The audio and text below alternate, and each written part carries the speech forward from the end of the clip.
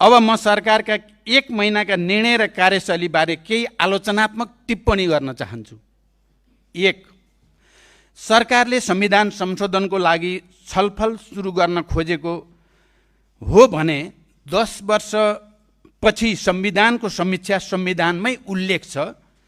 तर प्रश्न हुनुपर्ने कुरा के छ भने कसका लागि संशोधन, केका लागि संशोधन, केमा संशोधन? हामी छलफलका लागि तयार छौँ, तर पारदर्शिताका साथ। संविधान संशोधन गरौँ, तर त्यो संशोधनले राष्ट्रिय एकता र राष्ट्रिय स्वाधीनता, नेपाली जनताको आत्मसम्मान र आत्मनिर्णयको अधिकार अझ मजबुत बनोस्। संविधान संशोधन गरौँ, तर त्यो संशोधनले लोकतन्त्रलाई अझ सुदृढ गरोस्। संविधान संशोधन गरौँ जसले सीमान्त वर्ग र क्षेत्रको प्रतिनिधित्व अझ विस्तारित होस्। संविधान संशोधन एकदमै संवेदनशील र गम्भीर विषय हो। यसमा हल्का ढङ्गले लिने गल्ती हामी कसैले पनि गर्नु हुँदैन। यसले ठुलो विवेक, संयम र छलफलको माग गर्दछ। कृपया यसलाई त्यही रूपमा आत्मसात गर्न म सरकारसँग र सबै मान्य सदस्यहरूसँग पनि हार्दिक आग्रह गर्दछु।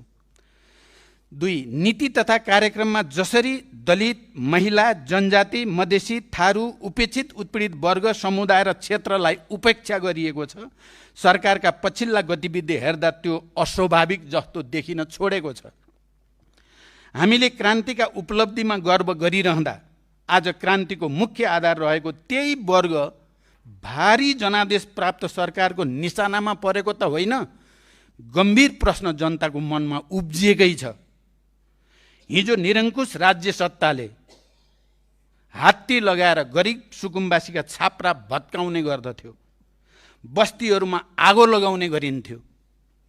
आज लोकतन्त्रमा जनताका घर बस्ती भत्काइएका छन्, लालाबालाहरूको बिचल्ली बनाइएको छ। झरीमा रुज्दै साना नानीहरू, ओत लागिरहेका, बेहोस भएर ढलिरहेका आमालाई हेरेर चिच्याउँदै गरेका बच्चाहरूको आर्तनाद र आत्महत्याका भिडियोहरू सामाजिक सञ्जालमा छ्यापछ्याप्ती भएका दृश्यले हिजो पञ्चायती निरङ्कुशताले जनतामाथि यही प्रकृतिको दमन गरेको झझल्को दिइरहेको छ। म सरकारसँग आग्रह गर्न चाहन्छु, गरिबहरू समृद्धिका बाधक होइनन्। सुकुम्बासीहरू विकासका अवरोधक होइनन्।